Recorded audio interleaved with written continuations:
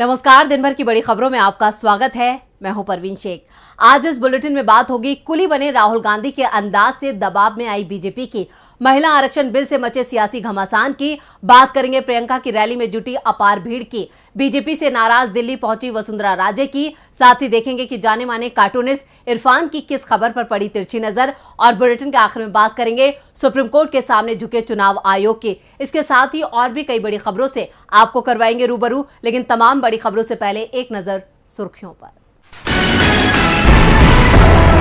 चंद्रयान 3 के फिर जागने की उम्मीद, साउथ पोल पर सूरज की रोशनी पहुंचने लगी। इसरो 22 सितंबर को कम्युनिकेट करने की करेगा कोशिश। ज्ञानवापी मामले में मां श्रृंगार गौरी मूलवाद समेत 4 मामलों में हुई सुनवाई। 2 आवेदनों पर जिला जज की अदालत में लगभग 1 घंटे हुई सुनवाई। 26 सितंबर को होगी अगली सुनवाई। पाकिस्तान में तय समय पर नहीं होंगे आम चुनाव, 2024 के आखिर में होगा चुनावों का ऐलान, जनवरी में होंगे चुनाव। शेयर बाजार में गिरावट जारी, सेंसेक्स 570 अंकों की गिरावट के साथ 66,230 पर हुआ बंद। निफ्टी 159 अंकों की गिरावट के साथ 19,742 पर हुआ बंद। ये तो थी सुर्खियां, और अब बात आज की सबसे बड़ी खबर की। 2024 लोकसभा चुनाव से पहले बीजेपी काफी दबाव में है। इस दबाव की बड़ी वजह है राहुल गांधी। राहुल की बढ़ती लोकप्रियता, गरीबों और मजदूरों में बढ़ती उनकी मांग ने पीएम मोदी के भी होश उड़ा दिए हैं।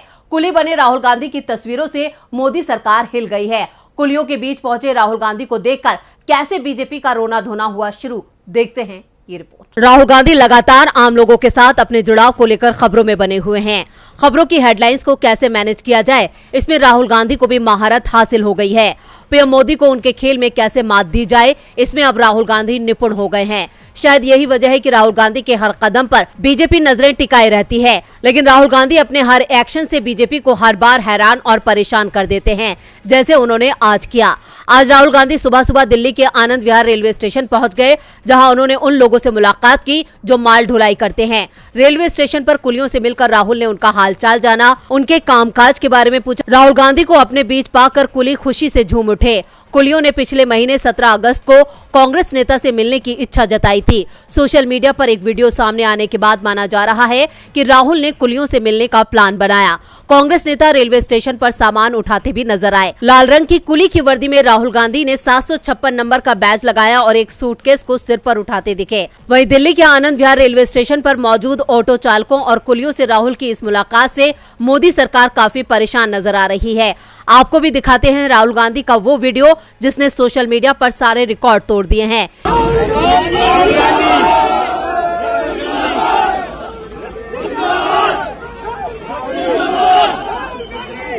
इस वीडियो में राहुल गांधी कुलियों का बोझ उठाते नजर आ रहे हैं। राहुल गांधी ने कुलियों की मन की बात सुनी, उनकी समस्याओं को सरकार के सामने उठाने का भरोसा भी दिया।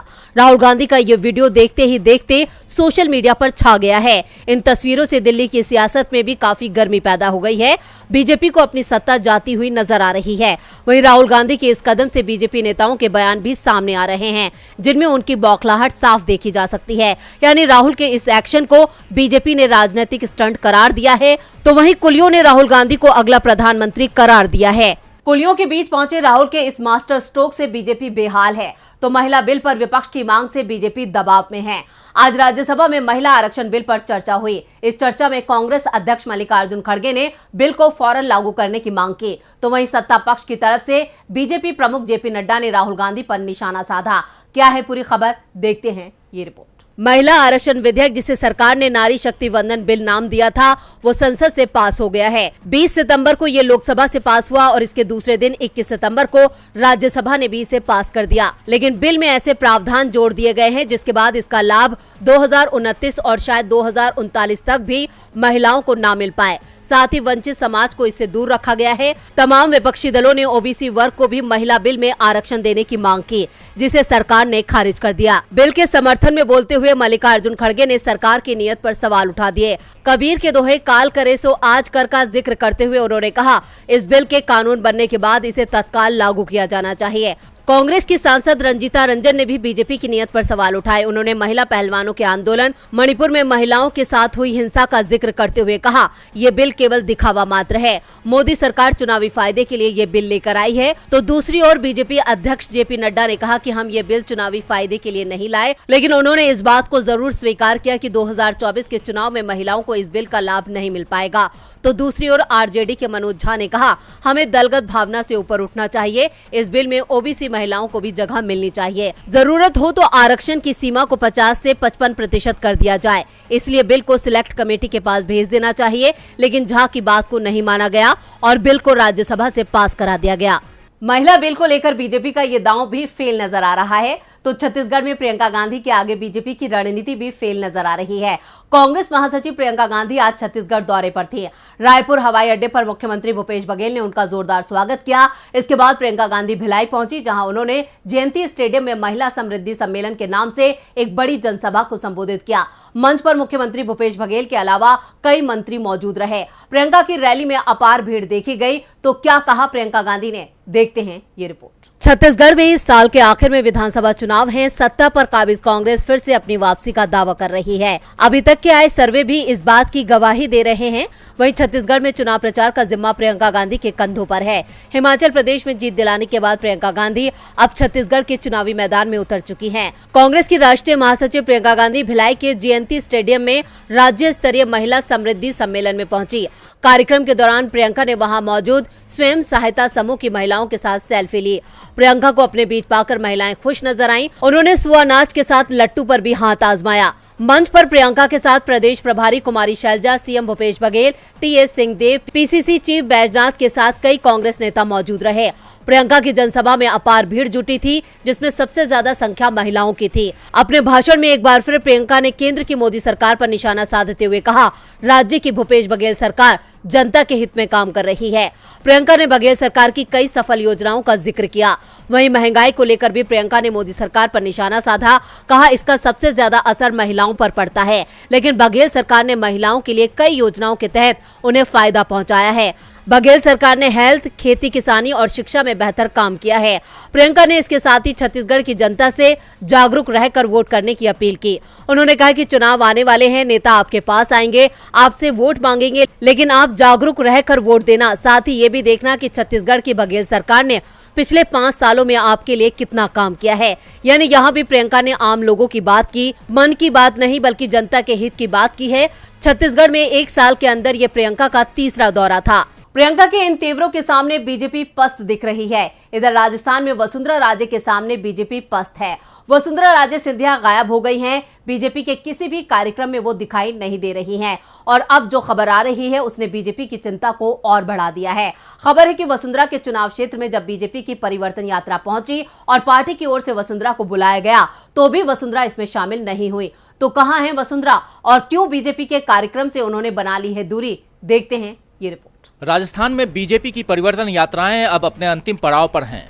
पार्टी का लगभग हर बड़ा नेता इन यात्राओं में दिखाई दिया, लेकिन वसुंधरा राजे सिंधिया इससे दूरी बनाकर चल रही हैं। 4 सितंबर के बाद से वो बीजेपी के किसी कार्यक्रम में दिखाई नहीं दी। दरअसल वसुंधरा राजे सिंधिया 10 दिन से दिल्ली में डेरा डाले हुए हैं। बीजेपी की परिवर्तन यात्रा से उन्होंने पूरी तरह से दूरी बना ली है और अब सवाल उठ रहे हैं कि 25 सितंबर को पीएम की जयपुर में होने वाली रैली में भी राजे आएंगी या नहीं। और इन सवालों के उठने के पीछे भी सबसे बड़ा कारण परिवर्तन यात्राओं को ही माना जा रहा है, क्योंकि जब बीजेपी की परिवर्तन यात्रा वसुंधरा के चुनाव क्षेत्र झालावाड़ पहुंची तो इसमें वसुंधरा नहीं पहुंची। पार्टी की तरफ से वसुंधरा को सूचना भी दी गई थी। उत्तराखंड के सीएम पुष्कर सिंह धामी भी यात्रा में पहुंचे थे, लेकिन वसुंधरा झालावाड़ की जगह दिल्ली में डेरा जमाए हुए हैं। वो 10 दिनों से दिल्ली में हैं, लेकिन हाईकमान से उनकी कोई बातचीत नहीं हो पा रही है। मिलना जुलना तो दूर, आला कमान और राजे दोनों के बीच किसी तरह का कोई संवाद तक नहीं हो पाया है। दावा किया जा रहा है कि वसुंधरा ने अब चुनाव में उतरने से पहले पार्टी से सवाल किया है कि उनकी भूमिका क्या है, पहले इसे साफ किया जाए। इसके बाद ही यह तय होगा कि वसुंधरा पीएम की रैली में जाएंगी या इससे भी दूरी बनाएंगी। अगर वसुंधरा पीएम के प्रचार अभियान से दूर रहती हैं, तो फिर बीजेपी के लिए राजस्थान में बहुत मुश्किल होने वाली है, क्योंकि राज्य में 3 सप्ताह बाद चुनावों का ऐलान हो जाएगा और बिना वसुंधरा के बीजेपी के लिए मुकाबले में टिकना भी मुश्किल हो जाएगा। राजस्थान में वसुंधरा राजे की नाराजगी बीजेपी की नैया को डुबो सकती है। नैया तो एमपी में भी बीजेपी की डूबती नजर आ रही है। मध्य प्रदेश का सियासी तापमान काफी बढ़ गया है। चुनावों को देखते हुए बीजेपी कांग्रेस के बीच जुबानी जंग तेज हो गई है। इस कड़ी में पीसीसी चीफ कमलनाथ और कांग्रेस प्रभारी रणदीप सुरजेवाला ने जबलपुर के पाटन में चुनावी सभा के दौरान शिवराज सरकार की पोल खोली। तो क्या कहा कांग्रेस नेताओं ने, देखते हैं ये रिपोर्ट। एमपी विधानसभा चुनाव का ऐलान कुछ ही दिनों के बाद होना है। चुनाव आयोग की तैयारियां अंतिम दौर में चल रही है। एक तरफ बीजेपी के सामने सत्ता बचाने की मुश्किल चुनौती है, तो दूसरी ओर कांग्रेस ने बीजेपी की मुश्किल और बढ़ा दी है। प्रदेश कांग्रेस अध्यक्ष कमलनाथ लगातार बीजेपी सरकार की घेराबंदी में लगे हुए हैं। कमलनाथ ने दावा किया है कि बीजेपी को अगले चुनाव में शिवराज सिंह चौहान को मुख्यमंत्री का चेहरा बताने में शर्म आ रही है। अभी तक पार्टी के किसी नेता ने नहीं कहा है कि शिवराज सिंह हमारा चेहरा है। उन्होंने कहा कि हम चाहते हैं कि चुनाव में शिवराज सिंह चौहान चेहरा बने। अपना प्रदेश आज चौपट बन गया है। यहाँ स्कूल की छत और पेपर दोनों ही लीक कर जाते हैं। स्वास्थ्य, रोजगार, कानून सुरक्षा, राशन व्यवस्था चौपट है। हमने एमपी में निवेश की शुरुआत की, लेकिन किसी को मध्य प्रदेश पर विश्वास नहीं। यहाँ की पहचान भ्रष्टाचार से है। प्रदेश का हर व्यक्ति या तो भ्रष्टाचार का गवाह है या फिर इसका शिकार है। तो वहीं कांग्रेस प्रभारी महासचिव रणदीप सुरजेवाला ने कहा कि शिवराज सिंह चौहान ने किसानों को फसल का न्यूनतम समर्थन मूल्य यानी एमएसपी नहीं देकर इन पैसों से एमएलए खरीदे। आपका पैसा लूटकर सरकार बनाई। सुरजेवाला ने कहा कि 2014 में नरेंद्र मोदी ने ये कहकर सत्ता ली थी कि किसान को लगातार 50% मुनाफा देंगे, कर्ज माफी करेंगे, फसल का उचित दाम देंगे, बिजली पानी समय पर मिलेगा। हुआ क्या? सबसे बड़ा धोखा भाजपा ने खेत में जमीन जोतने वाले मजदूर और किसान से किया। एमपी में बीजेपी और कांग्रेस में जबरदस्त चुनावी मुकाबला देखने को मिल रहा है। इधर भारत और कनाडा में भी जबरदस्त तकरार देखने को मिल रही है। कनाडा और भारत के रिश्तों में आई दरार बढ़ती ही जा रही है। इस तकरार में भारत ने भी कनाडा के खिलाफ बड़ा एक्शन लिया है। इस एक्शन से कनाडा से भारत आने वाले लोगों की मुश्किलें बढ़ती दिखाई दे रही है। तो कैसे भारत ने बढ़ाई कनाडा की मुश्किलें, देखते हैं ये रिपोर्ट। खालिस्तानी आतंकी हरदीप सिंह निर्जर की हत्या के मामले में कनाडा के प्रधानमंत्री जस्टिन ट्रूडो का हालिया बयान दोनों देशों के रिश्ते पर बुरा असर डाल रहे हैं। कनाडा की तरफ से भारत जाने वाले यात्रियों के लिए ट्रैवल एडवाइजरी जारी किए जाने के बाद अब भारत ने पलटवार किया है। विदेश मंत्रालय ने कनाडा के नागरिकों के लिए वीजा सेवाओं को निलंबित कर दिया है। बताया गया है कि ये निलंबन अगले आदेश तक लागू रहेगा। कनाडा में भारतीय वीजा सेवाओं के पोर्टल पर एक नोटिस जारी किया गया है। इसमें भारतीय मिशंस को संबोधित करते हुए कहा गया है कि परिचालन से जुड़े कारणों से भारत का वीजा जारी करने की प्रक्रिया को अगले आदेश तक निलंबित किया जाता है। लोगों को अपडेट्स के लिए वेबसाइट पर नजर रखने के लिए कहा गया है। ये भारत की तरफ से अब तक का सबसे बड़ा कदम है। दोनों देशों के बीच तनाव उस वक्त बढ़ गया जब कनाडा के पीएम ने खालिस्तानी समर्थक हरदीप सिंह निर्जर की जान लेने का आरोप भारत पर लगाया। ये पहली बार है जब भारत ने कोविड-19 महामारी के बाद वीजा निलंबित किया है। इससे पहले विदेश मंत्रालय की ओर से एडवाइजरी जारी करके कहा गया था कि कनाडा जाने वाले भारतीय नागरिक सावधानी रखें, ऐसे किसी इलाके में ना जाए जहां पर भारत विरोधी घटनाएं हुई हो या फिर ऐसा होने की आशंका हो। कनाडा में हीट क्राइम बढ़ गया है और वहां जाने पर सावधानी बरतें। 20 सितंबर को संसद के विशेष सत्र के दौरान ही राष्ट्रीय सुरक्षा सलाहकार अजीत डोभाल गृह मंत्री अमित शाह से मिलने भी पहुंचे थे। उसके बाद से भारत लगातार कनाडा के खिलाफ एक्शन में है। भारत ने कनाडा से कहा है कि जो आरोप लगाए गए हैं उसके सबूत पेश करने होंगे। इसी सिलसिले में कल संसद में विदेश मंत्री एस जयशंकर ने पीएम मोदी से मुलाकात भी की थी, जहां कनाडा के साथ रिश्तों को लेकर काफी लंबी बातचीत भी हुई थी। उससे ही समझा जा रहा है कि भारत ने कनाडा के नागरिकों के लिए वीजा सेवा बंद कर दी है। भारत के इस एक्शन से कनाडा से भी नाराजगी की खबर सामने आ रही है। कनाडा के बाद देखते हैं कि जाने माने कार्टूनिस्ट इरफान की किस खबर पर पड़ी तिरछी नजर।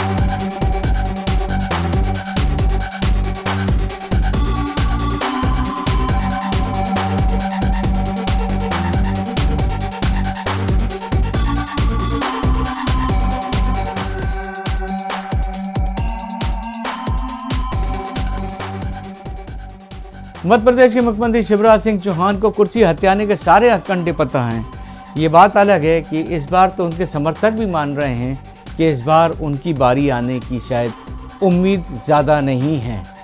वो वोटों के लिए बेटी से लेकर किसान, बेरोज़गार, जो भी कुछ मिल रहा है उन सब को अपना रहे हैं और उनको सब कुछ जो देना चाहते हैं वो दे रहे हैं वोट के लिए।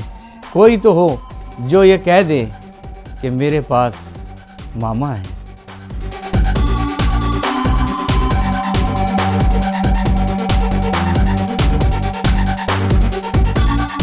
बहुत बहुत शुक्रिया इरफान जी। और बुलेटिन के आखिर में बात, मतदाता सूची में अपडेट के लिए अब आधार नंबर की अनिवार्यता नहीं होगी। सुप्रीम कोर्ट ने इसको लेकर चुनाव आयोग को बड़ी नसीहत दी है। तो क्या कहा है सुप्रीम कोर्ट ने, देखते हैं ये रिपोर्ट। मतदाता सूची में नाम दर्ज कराने के लिए क्या आधार नंबर जरूरी है? क्या अब भी आधार की अनिवार्यता रहेगी बरकरार? क्या चुनाव आयोग आधार को लेकर करेगा फैसला? ये सवाल लंबे वक्त से उठाए जा रहे हैं, लेकिन अब चुनाव आयोग ने साफ कर दिया कि मतदाता सूची के लिए आधार नंबर अनिवार्य नहीं रहेगा। दरअसल चुनाव आयोग ने अंडरटेकिंग दिया कि वो उस फॉर्म 6 और 6B में बदलाव करेगा जिसमें नए मतदाता सूची प्रमाणीकरण के उद्देश्य से मतदाता का आधार नंबर देना आवश्यक है। CJI DY Chandrachud, justice JB Pardiwala और जस्टिस मनोज मिश्रा की खंडपीठ को चुनाव आयोग की ओर से पेश सीनियर वकील ने यह भी बताया कि मतदाताओं के रजिस्ट्रेशन संशोधन नियम 2022 के नियम 26B के तहत आधार संख्या जमा करना अनिवार्य नहीं है।